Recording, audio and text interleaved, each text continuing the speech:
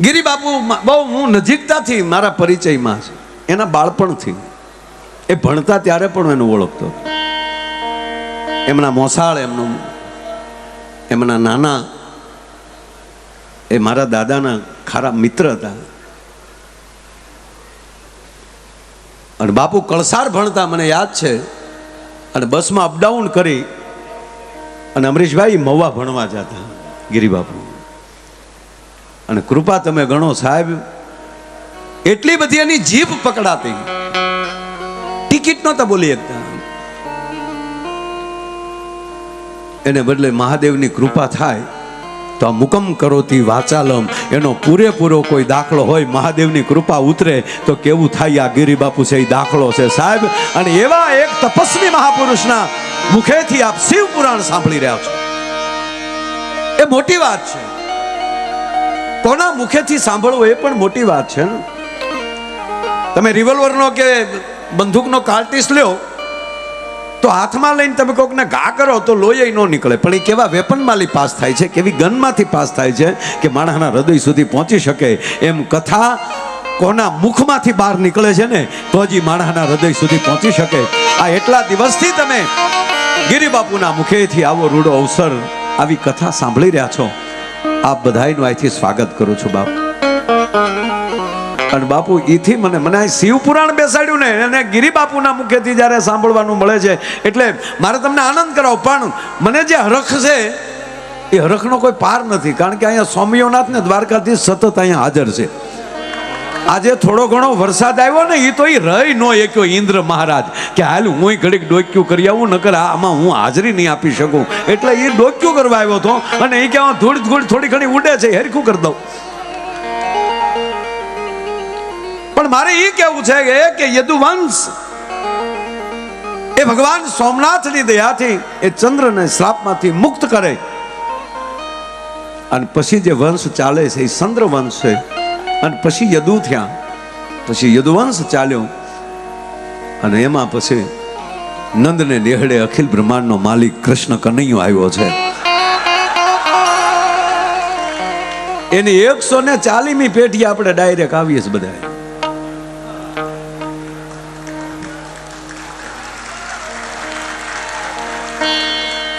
અને આ જે અવસર જે થયો છે સાહેબ, અને મારે એ કેવું છે કે એ શિવ ને શક્તિએ બે એક મહિનો લઈ લીધો. આ ચૈતર મહિનો છે એ શક્તિનો છે અને શ્રાવણ મહિનો શિવનો છે, પણ બે પાછા હપીને વહેંચણી કેવી કરી. ચૈતર મહિનાના નોરતામાં 9મે દિવસે રામનું પ્રાગટ્ય થાય, અને રામનું પ્રાગટ્ય થાય એટલે એના ભક્તને વાહોમાં આવવું જ પડે. અને આ ચૈત્રી પૂર્ણિમા એટલે હનુમાન જયંતિ, આજે હનુમાનજીને અવતરણ થવું પડે. અને બાપુ શ્રાવણ મહિના ભગવતીને કીધું ભોળાનાથે કે ભાઈ જો તમે એ રામનું પ્રાગટ્ય તમારી પાસે રાખો, પણ જેદી રતી રોતી મારી પાસે આવી, કામદેવને જ્યારે ભગવાન શિવ કે મેં બાળીને ભસ્મ કર્યો, અને ત્યારે રતી રડતી આવે છે. આપણી ઘરે દ્વારકાધીશ આવ્યો ને એ પણ કૃપા મહાદેવની છે. કૃષ્ણ કનૈયો જે આપણા ઘરે છે, દરેક વખતે બાપુ જ્યારે અવતાર લેવાનો હોય, એટલે આપ તો મહાપુરુષોની પાંચ મારું બીજું ન કહેવાનું હોય, હું તો તમારા ખોળામાં બેહીને કાલું બોલું છું, આપ બધાને ખબર હોય. પણ મને આનંદ છે એટલે મારી અંદરથી એક ઉભરો આવે છે. જ્યારે ધરતી ઉપર પાપ વધે એટલે અથવા તો દેવતાઓને કાંઈ તકલીફ પડે એટલે બધા દોડીને કૈલાસ જાય. બ્રહ્મા, વિષ્ણુ, ઇન્દ્ર, વરુણ, તમામ લોકો પેલી શેલી કેબિનેટ, આજની ભાષામાં વાસણભાઈ કહું તો શેલી કેબિનેટ એ ત્યાં બેસે કૈલાસમાં. અને પછી ભોળોનાથ એમ કે જાઓ વિષ્ણુ તમે અવતાર લ્યો. અને આખી કેબિનેટ ઉતરે ને એને પૂર્ણ અવતાર કહેવાય. આખી કેબિનેટ ઉતરે. રામ અવતારમાં લેવાનું એટલે ભગવાન શિવે કીધું કે તમે રામ બને, હું હનુમાન બનીને આવું છું. બ્રહ્માને કીધું હું આવું છું જાંબુવાન થઈને. ટૂંકમાં દરેક બધા, અને શિવે કહી દીધું કે બધા વાનર બનીને રીસ વાનરનું રૂપ ધારણ કરીને જવાનું છે અને રામની લીલામાં સાથ આપવાનો છે. શેષ નારાયણ કે હું એકલો ન રહું એટલે કે તમે લક્ષ્મણ થઈને જાઓ. લક્ષ્મીજી કે હું શું કરું તા તમે સીતાજી થાવ. આખી કેબિનેટ ઉતરે એને પૂર્ણ અવતાર કહેવાય. પણ ક્યાં જન્મ લેશો એ શિવ ક્યાંય બોલ્યા નથી. પણ હું તમે બધા ગૌરવ સાથે કહી શકીએ કે જ્યારે કૃષ્ણ અવતારની વાત આવી, રતિ જ્યારે રડે છે, કામદેવને બાળીને ભસ્મ કર્યા છે, અને એની પત્ની કામદેવની પત્ની રડતી રડતી એમ કહે કે હે મહાદેવ, મારો પતિને તું દેવતાવ્યો આપની પાસે મોકલ્યા છે, એનો કોઈ દોષ નહોતો, આપ એને બાળી દીધા છે, હવે મને મારો પતિ ક્યારે મળશે? ત્યારે કૈલાસના ખોપરામાં બેઠા બેઠા મહાદેવ એટલું બોલ્યા હતા કે હે રતિ, ચિંતા કરતી નહીં, જબ જદુવંશ કૃષ્ણ અવતારા. જ્યારે યદુવંશની અંદર ભગવાન નારાયણ જેથી જન્મ લેશે, ડાયરેક્ટ યદુવંશ કહી દીધો, જબ જદુ કૃષ્ણ, જબ જદુવંશ કૃષ્ણ અવતારા, કૃષ્ણ તનય પતિ હોય તારા. કૃષ્ણની ઘરે દીકરો થઈને કામદેવ જન્મ લેશે. એટલે આપણી પાસે રૂપે છે, એનું કારણ એ છે કે કામદેવે આપણી ઘરે જન્મ્યો છે. અને એ ભગવાન દ્વારકાધીશ આપણો મુરલીધર મહારાજ, એટલે શ્રાવણ મહિનામાં 8મ દી શિવે એ રાખ્યું કે મારે કહેવાય ગયું છે એટલે એનો જન્મ શ્રાવણ મહિનામાં રાખજો. અને હું આવ્યો ત્યારે અહીં બેઠા ત્યારે દેવરાજભાઈ બોલતા હતા કે કૃષ્ણના દર્શન કરવા માટે ભગવાન શિવ જોગીનું રૂપ ધારણ કરીને આવો સાધુડો બની અને જેથી જશોદાને મોલે આવ્યો છે, અને આવો જ્યારે અવસર વર્ષો પછી બાપુ આજ મને જે ચિત્ર જોવા મળે છે કે આ આવડું મોટું આયોજન પિંડારાની આ પાવન ભૂમિમાં, અને મારે એ કહેવું છે કે આમાં કદાચ આપણે પોતે પિંડદાન ન કરી શકીએ, પણ અહીંયા આવીને ખાલી તમે દાનનો પ્રવાહ કરી નાખો ને ત્યાં 71 પેઢીના પિતૃના એમ કહેવાય કે પિંડદાન થઈ જાય, એવી જે આ ભૂમિ છે આપણી.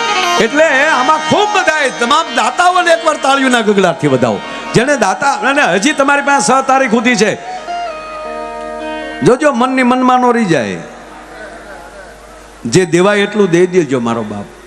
આ લક્ષ્મીને તો આવતાય વાર નથી લાગતી ને જાતાય વાર નથી લાગતી, પણ સંસ્કારને આવતાય પેઢીયું લાગે ને સંસ્કારને જાતાય પેઢીયું લાગે. અને આજે અવડી મોટી સંખ્યામાં દિવસે કથામાં પણ એટલું બધું માણા, અને મહાદેવની કૃપા તો જુઓ સાહેબ.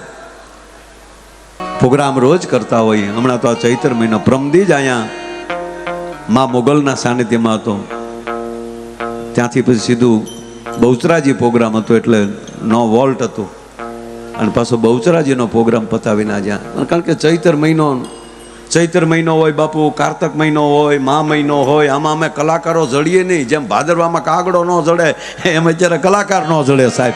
પણ આજે બધાય દિવસ દરેક કલાકારોએ બાપુ અહીંયા આવી, અહીંયા પુરુષોત્તમપુરી બાપુએ ગણપતિ વંદના કરી, હમણાં શૈલેષ બાપુએ ઓધાજી મારા વાલાને વઢીને કહેજો સુદમોચી દ્વારકામાં આવ્યા અને અંજનીનો જાયો ઉડ્યો, એ જે આપણને આનંદ કરાવ્યો. અને દેવરાજભાઈએ જે રૂડી વાતો કરી, અને જગદીશભાઈ સરસ મજાનું સંચાલન કરી રહ્યા છે, આપ બધા ભાવથી સાંભળી રહ્યા છો, એટલે અમને હવે શું કહેવાય કે નક્કી નહીં અમે શું બોલીએ, પોરહના પલ્લા ચડે છે, અને કાંઈ ન બોલીએ ને અહીંયા તમારા દર્શન કરી લઈને આજ મને એવું લાગે મારા દ્વારકાધીશનું વિરાટ સ્વરૂપ આવવું છે.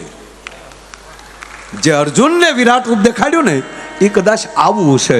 અનેક માથા, અનેક આંખો, અનેક મુખ, અનેક હાથ. અહીં તમે નમઃ પાર્વતી પતિ હર હર કરો છો ને હાથ ઊંચા કરો છો ને, એ તો અહીંથી જોવો તો ખબર પડે કે ચિત્ર કેવું દેખાય. અને હું તમને 100% કહું કે અત્યારે દ્વારકામાં પૂનમ ભરવા જેટલા આવ્યા એ બધા અહીંયા પાછા આવ્યા છે. શું કામ? ત્યાં જાય ને તો એવું જ લાગે કે દ્વારકાધીશે પાંડેરામ બેઠો હોય છે પિંડારાની અંદર. આ પિંડારાની ભૂમિને પાવન થઈ છે સાહેબ, પાવન તો હતી પણ આપણે અહીંયા આવીને આપણે પાવન થયા છે. એટલે આ મોજ બહુ છે, પણ આપણામાં ફેર પડવો જોવે પાછું.